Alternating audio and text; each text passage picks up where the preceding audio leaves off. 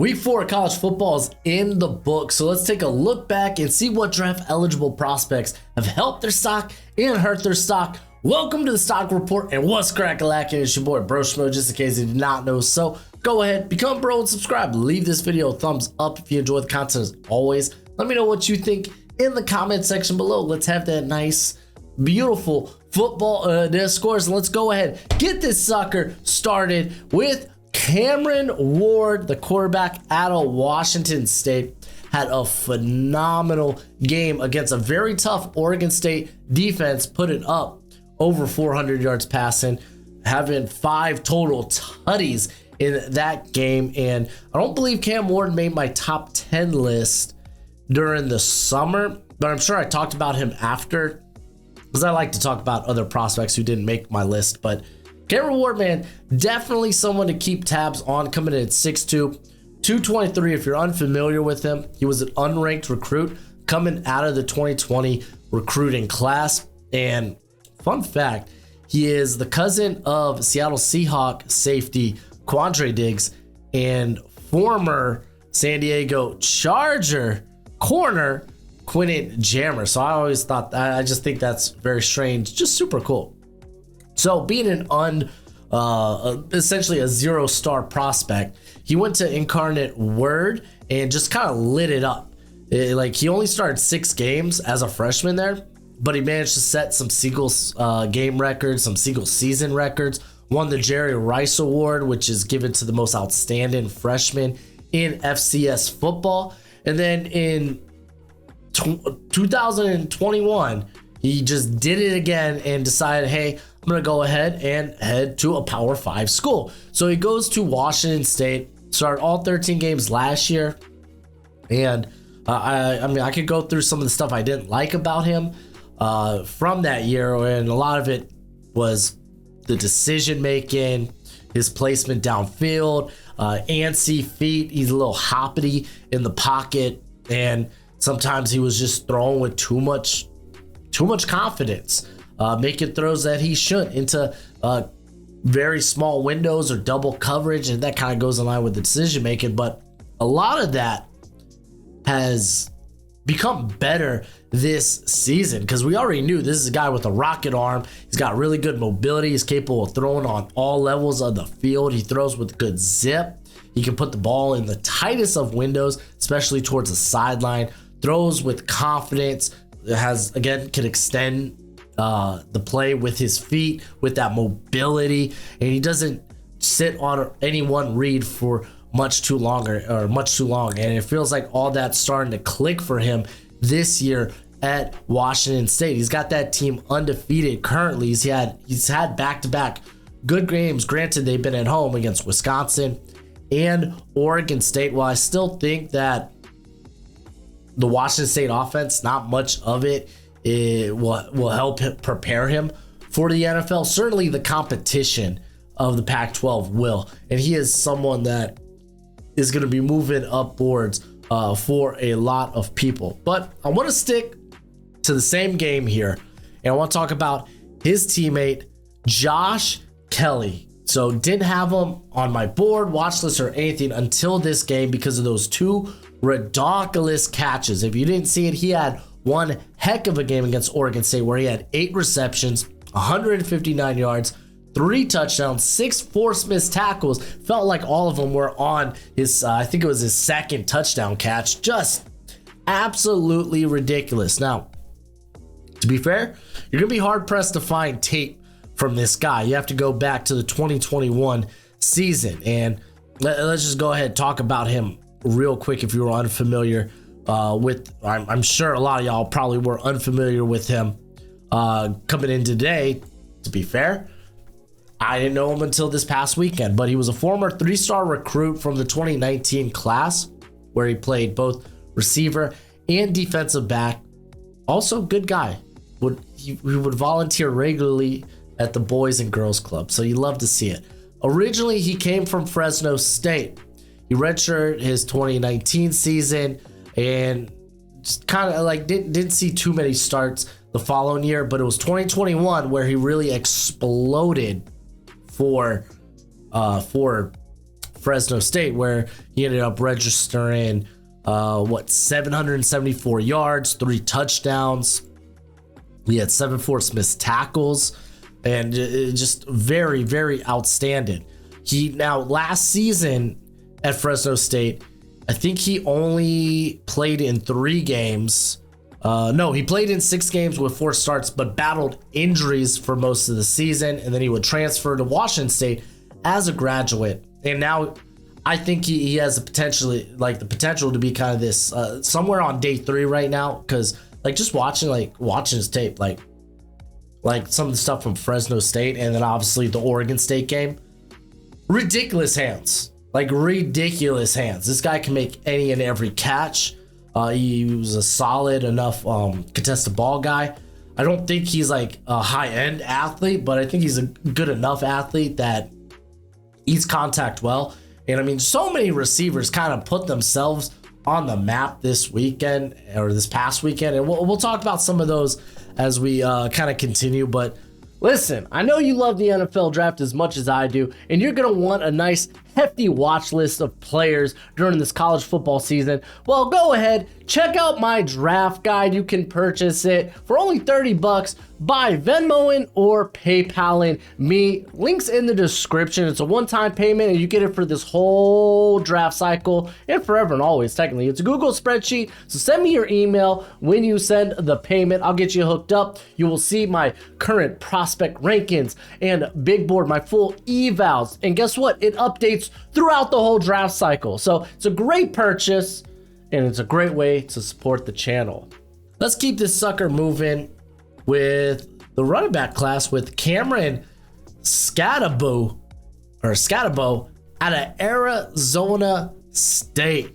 Yeah, I stayed up late. I was watching that Arizona State USC game, and I was like, oh man, this guy just looks like a fun football player, because he had 20 carries for 111 yards. He had that ridiculous touchdown that was actually off, I think it was a reception. He had 4 receptions for 79 yards. He even had 3 passing attempts, 2 completions. This guy has punted. He has been used literally almost everywhere. He is just good football player. I don't think he's going to be a highly drafted guy, but I think he's definitely someone that could go in the 5th, 6th, or 7th round, just because he's that good of a football player. Coming in at 5'10", 222. He was a 0-star recruit from the 2022 class, or 2020 class. His brother Leo actually played ball at Bowling Green. He was originally at Sacramento State. I think his first year at Sacramento State, they actually canceled the season because of the Rona, and kind of emerged as a very solid player for them in 2021, and then just kind of broke out in 2022, where he started 11 games. He was Big Sky Conference Offensive Player of the Year. He made first team All Big Sky. He was a second team All American, and decided to transfer as a 3-star JUCO recruit to Arizona State, and he's been fabulous. Just really has. Now, he doesn't have high-end speed, doesn't have high-end quicks. This guy is a power back through and through, someone you're going to use at the goal line or use in short distances. There is time. He isn't always patient for the running lane to develop, and he'll just kind of lower the shoulder and try to create his own hole. And I mean, I get it. The guy relishes physicality, but I mean, those lack of high athletic traits, I mean, there's only so much you can do with that, and let alone he runs a very simplistic running back route tree, which is fine. But this dude just eats contact. He has been phenomenal on the year for Arizona State. I believe he has 26 forced missed tackles on only 56 carries. That's a ridiculous, and I mean ridiculous, number.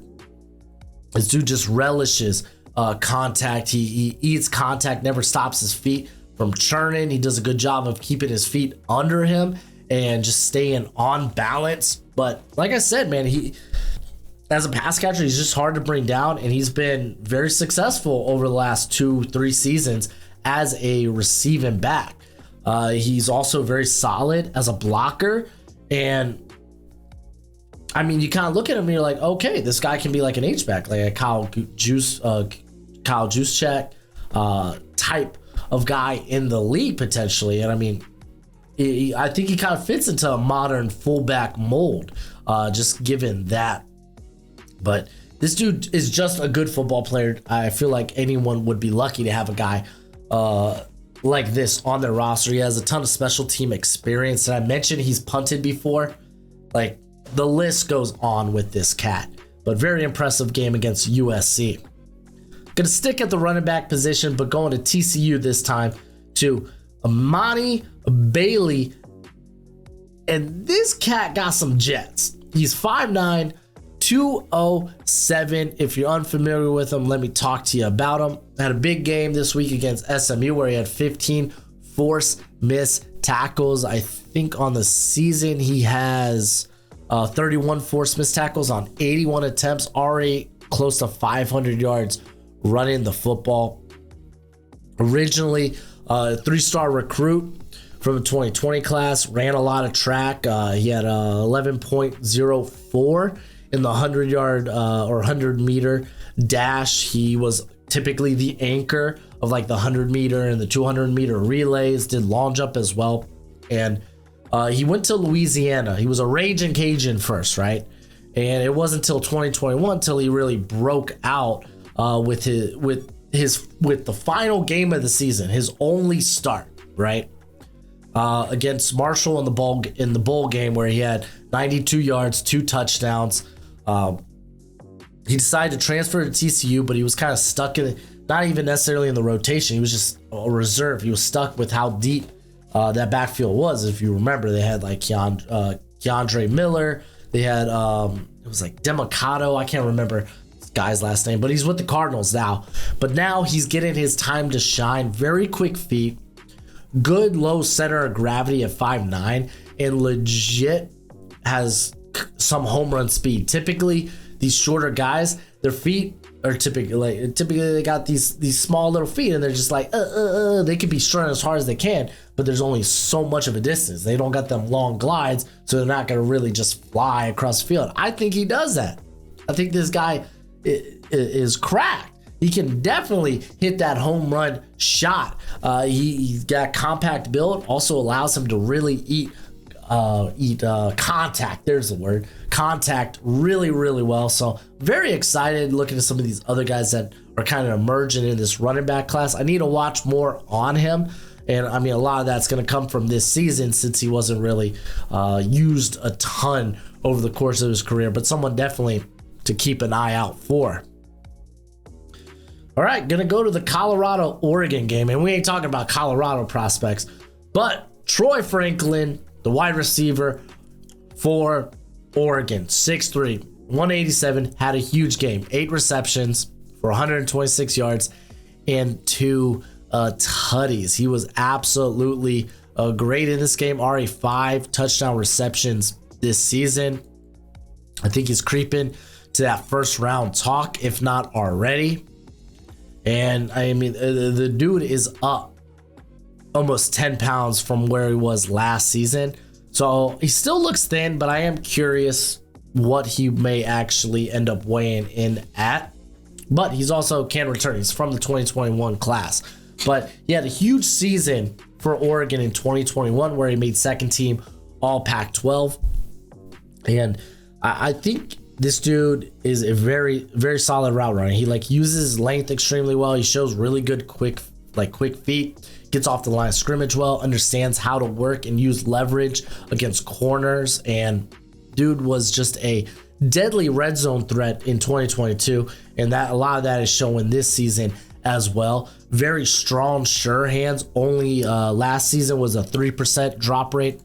This year, it's a little higher, but part of that was a Hawaii game where he had a couple of drops. So something to monitor during the season or during the rest of the year.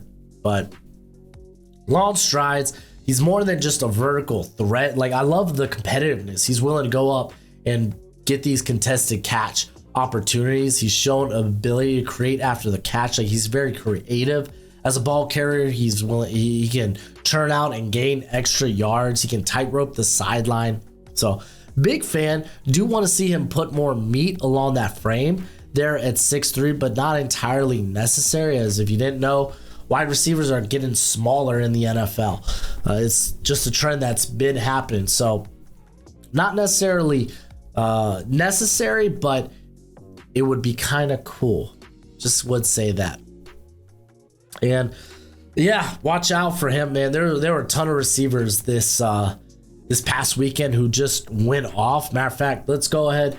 Let's talk about Jalen Polk, the other wide receiver from Washington. Big game, along with the rest of the receivers. There's like Rome Odunze had a bomb game. Like, dude, they're the three receivers deep. Jalen McMillan has had a nice season, but he had 8 receptions for 127 yards and 2 tutties. He's coming in at 6'2", 204, and I think he's a day 2 guy. I really do. I think I have him higher than Jalen McMillan, who I think is more of a slot only. But Jalen Polk, he was a former 4-star out of the 2022 class and went to Texas Tech and played in all 10 games, had 7 starts, but decided to transfer after that season. Went to Washington, where he started in the season opener in 2021, but would miss the next 9 games with a dislocated clavicle. And he would return, but he'd be on a pitch count for the last 2 games. And then last season had 8 starts, played in all 13 games, looked really good, but did feel like the third wheel in this passing offense. This season, it really feels like there's like 1A, 1B, and 1C. It feels like any one of them could go off at any minute. But at 6'2", 204, this guy's jacked to the gill. He will not be bodied by anybody during the route, and he is tough to bring down after the catch. He runs low, and he just eats that contact. He can explode off the line of scrimmage, and he explodes out of his breaks. Like, he does a really good job, because you watch him, it's like, I don't think he's fast. And then he hits the acceleration button. It's like, oh, holy moly. Like, he's very deceptive with his speed during his route. And he catches defenders, like, just off guard when he just smashes the gas. He's improved every year as a contested catcher, and the physical and just has that physical makeup to be like a legit rebounder in the end zone or even in the red zone. Anywhere close to getting a touchdown. Let's go with that. Hands have been solid over his career, 4% drop rate. Love to see it. He has the flexibility of working inside and outside. I think ideally he is, I think on the out, like I think he can be a good possession receiver on the outside, but like he can honestly wear quite a few different caps for an offense. Like he can be like, he's in the mold of a few different types of pass catchers. And I just really like about him. I think I put, his role, I just put versatile Z receiver. So I like that. We'll say this, he's not twitched up, nor do I think he has blazing speed, but he knows how to create separation with good route running and knowing when to shift gears. He does sometimes opt to catch with his body more times than not, though you have seen his ability to high point. I just don't know if he has a natural feel or natural ball skills, but he can do it. We've seen him do it. It's just he looks more comfortable as a body catcher. And he isn't really a make you miss guy as a ball carrier. He's like, hey, I could absorb contact and keep going. This season or last season, he had no forced missed tackles. I think this season he has 5 forced missed tackles on 21 receptions. So a lot better. You do love to see it. And I want to at least give a shout out to a guy that was in my stock report at the beginning of the year in Xavier Leggett, who has been a hot riser. Had another big game this past weekend against Mississippi State, where he had 5 receptions for 189 yards and 2 touchdowns. This guy came into the year not having more than 167 receiving yards in any given season. He has exploded this season, and he's probably my hottest riser ever since we did that watch along, South Carolina, North Carolina, and I was like, who is this man? I need to know more. I love this cat. 6'3", 227. He just moves so stinking well. Let's go ahead, jump to the defense. I don't want to talk about, let me get the pronunciation out for our boy Princely. Here, I got it. Give me a sec. Princely Uimungaling. That's the pronunciation I have here via Florida, so don't get mad about it. But Umungaling. Umungaling.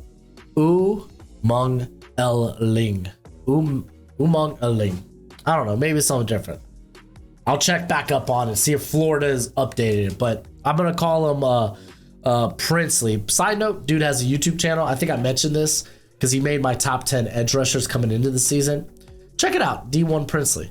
But he's up 10 pounds from what he was last season at 6'5", 254, and has really emerged. He's having the breakout season that a lot of people anticipated. Like, he's got great length, really good pop in his hands. He's capable of knocking blockers back and just putting them on ice skates. Mean bull rush, just shows that upper body strength and knows how to get leverage. Doesn't really possess many moves, but he does have like one of the sickest pass rush moves you'll ever see in this class. But he knows how to combo off of the moves he does know. So he's got that tree you like to see. You don't have to have like a large toolbox of pass rush moves. If you got move like combo moves or counter moves from that one move or those two moves, then you honestly could be set. You really can. And this dude is starting to put it all together. He had a really good game against Charlotte. I know Charlotte, not all they're great, but still 6 pressures, came up with a sack.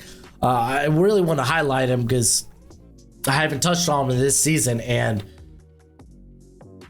his pass rush win rate's ridiculous. 30.8% through 4 games. It's 56.5 when you look at true pass sets, basically pass sets that aren't influenced by the run. So play action, stuff like that, misdirection. The dude's been unstoppable. Really has. 17 pressures, 2 sacks on the season. He is just getting home.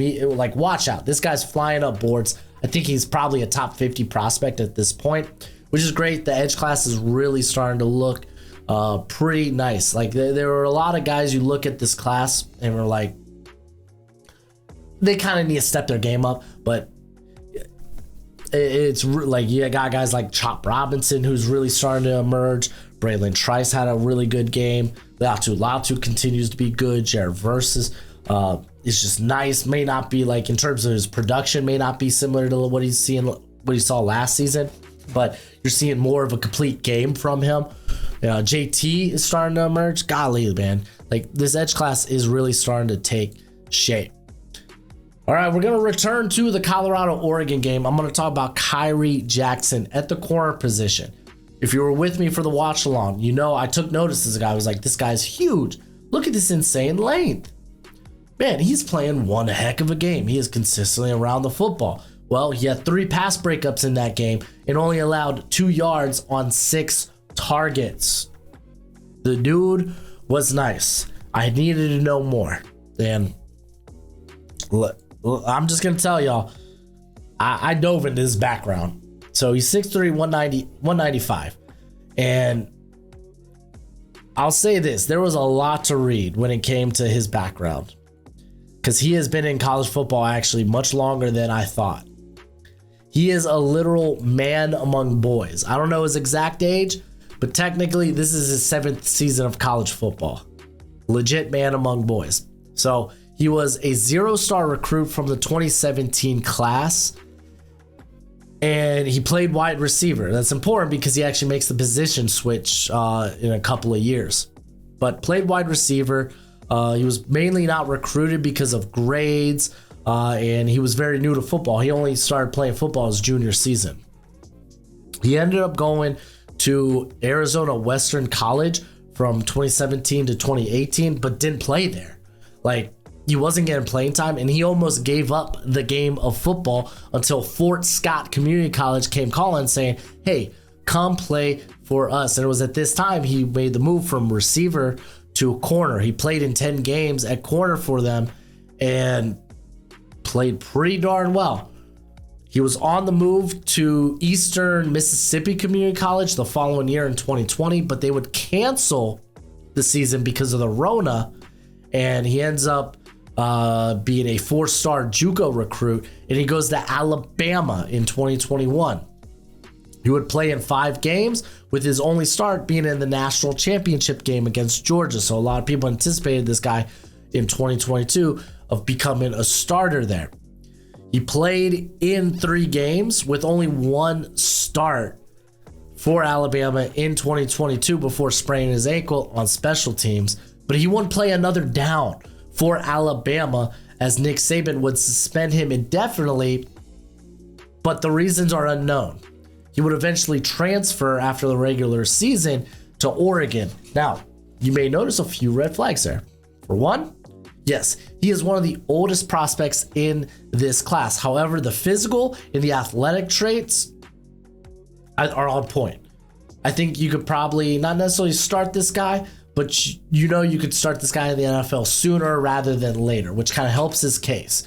Typically with older prospects, it's like, okay, their ceiling is probably their ceiling at that point. However, if they already have those traits, you feel a bit more comfortable drafting that guy earlier, knowing that they're more likely to see the field earlier. Now, the suspension. I looked everywhere into this and I couldn't find anything specific. So maybe if you know something, let me know. But when I did look into it, all I could see was nice things about him from former coaches and teammates, Nick Saban included. So I was like, okay, maybe it's a big nothing burger there. Regardless, this dude's got the athleticism. He's long limbed. He's tearing it up this season for Oregon. He shows ball skills. Former receiver, who would have thought? I think he has 2 interceptions and 4 pass breakups on the season. He's been lighting it up. He's only allowed a completion percentage of 47%. Do you take this guy day 2? I don't think so. I like him better in the day 3 area, whether it's 4th, 5th. I think 5th is probably my cutoff. Like, okay, this guy could start sooner rather than later. He contributed to the team soon. Like, that's fine. But I was shocked. I was like, I didn't know this guy was in school for that long, because initially I found the Fort Scott Community College and I was like, wait, did he play earlier than this? It was just wild. He's had a crazy ride. But here we are talking about him. He's starting at Oregon and he's doing it well. So hopefully we see more from him this season. All right, I do want to touch up on some downers on my list, or some fallers, and we're going to start with DJ Uiagalelei out of Oregon State. Now, the decision making's been great this season for him. It really has. He is a much improved decision maker. Only 1 turnover worthy pass this season. You might go to the Washington State game and see the interception, but he was getting hit as he threw the football. And yeah, not really on him. The pressure just hit home.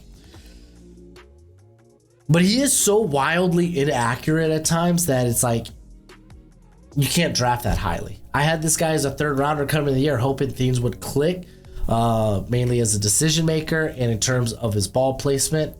And it has as a decision maker, but the ball placement has been good. In this game, his adjusted completion percentage, which takes away drops, takes away spikes and throwaways, 58.1%.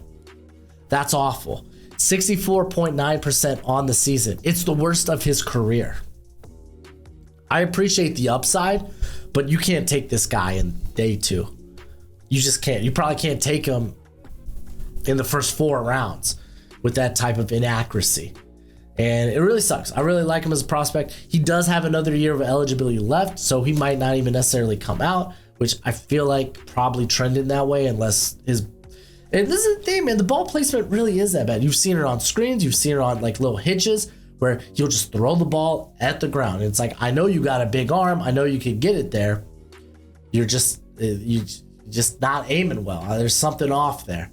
But he's operating the offense pretty well there for Oregon State. But Just had to mention them. Matter of fact, the guys we're going to talk about on this fall, like stock down fallers portion, they're all quarterbacks, and they're quarterbacks that have shown they're just too inaccurate. The ball placement just isn't good enough to be a highly sought out draft pick in the NFL. With that being said, we're going to talk about Jordan Travis next. Jordan Travis, I personally wasn't that high on coming into the season. I had him as a 5th round grade, and people laughed at me. And they were like, hee hee, ha ha. And I was like, I don't know what to tell y'all. Like, I love this dude as an athlete. I like his ability to push the ball downfield. I just don't think it's there. Like, I was like, the first con I had in my summer scouting of him was Travis has some legit accuracy concerns. Sometimes he misses his targets by multiple yards. Next, mechanics need work. There's a lot of wasted movement in his feet. He won't completely set his feet to throw and sometimes drifts in the pocket. We saw that in the Clemson game. And then here, I had a tendency to force throws. Overall decision making needs to be better. I think the decision making's been all right this season, especially better. Like, if you look at the first half of the LSU game, be like, oh yeah, he feels like about this. Feels like about that 50-50 decision maker we saw the year prior. He's been much better than the past few games, but the accuracy is just, it's not where it needs to be. It's not. This guy has it since the LSU game, his last 3 games. He doesn't have a grade above 70% in terms of adjusted completion percentage. 2 of those games are below 50 or below 60% in adjusted completion percentage. The Southern Miss game, he was 53.6%. This is bad. And yes, I'm not just saying numbers. It's like I've watched the tape. I'm not taking this guy in the first 5 rounds. I really do feel like he's more of this mid day 3 guy. So you can maybe make a case in the 5th round, but for me, it's just not it. I wasn't that high on him coming into this season, and not much has changed for me. Not much has changed. I feel like he is exactly who I thought he was. And might as well throw some quick shade out to some other guys whose accuracy concerns are going to leave them falling down my board. Joe Milton, I mentioned last week. I want to hit up on him again this week against UTSA. 60% adjusted completion percentage. Who would have thought? I don't think this guy could hit the broad side of a barn. And then the final guy I want to mention, who probably to me is probably still going to be a day 2 guy. I want to see more from the remainder of the season. It's Jackson Dart. Just wasn't really accurate this past week. 63.6 adjusted completion percentage against Alabama. He had that really bad miss down the wire. That would have been a touchdown. That would have at least help them get closer in that game. But I mean, there was a lot wrong in the final 8 minutes of that Ole Miss game that wasn't on Jackson Dart, but he did have a bad miss there that should have been a touchdown. The week prior against Georgia Tech, he was 68.8%. Like, every game this season, the completion percentage has gotten worse. And I need it to go up because it's not like it's been entirely like that high. Like, he's currently for the season 72.2%. That's where he sat about the last 2 seasons. I need to see some improvement from him in terms of the like throw to throw consistency. The big plays haven't really been there for him this season. The turnover worthy plays have in those closer matchups like Alabama and Tulane. I'm hoping it cleans up his game, especially once he gets Trey Harris back. I think a lot of this has kind of stemmed from Trey Harris being gone the last 2.5 games. So hoping he does get better. But that's it for the video. Let me know what you think in the comment section below. There's a lot of guys I probably could have talked about this week, but there's only so many people I can talk about in some of these videos. So let me know in the comment section below. Let's have that nice, sweet, beautiful football discourse. But as always, until next time, you be easy, my friends. Later.